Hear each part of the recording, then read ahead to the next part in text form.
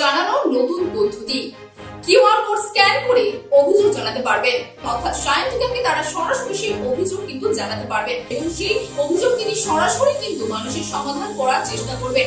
তবে তিনি এটাও জানিয়েছেন যে বরানগরে তার বিভাগের অফিসে খুলবে, তবে সেখানেও এসব কিন্তু মানুষ সরাসরি তার কাছে অভিযোগ দায়ের করতে পারবে।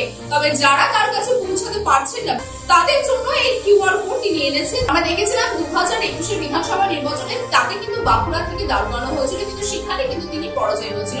তবে পরাজয় হয়েও কিন্তু সেই বাঁকুড়া তিনি ছাড়েনি, মাটি কামড়ে তিনি পড়েছিলেন, জয়ী হয়েছেন এবং এই মুহূর্তে তিনি কিন্তু বরানগরের নগর বিধায়ক সায়ন্তিকা বন্দ্যোপাধ্যায় এবং সেই বরানগরের সাধারণ মানুষের যাতে সমস্যা অতি দ্রুত তিনি সমাধান করতে পারেন সেই কথা মাথায় রেখে কিন্তু এই অত্যাধুনিক নতুন পদ্ধতি তিনি সামনে নিয়েছেন, কিউআর কোড। যে কিউআর কোড যেমনটা বললাম যে স্ক্যান করার মাধ্যমে কিন্তু সাধারণ মানুষ তাকে সরাসরি অভিযোগ জানাতে পারে।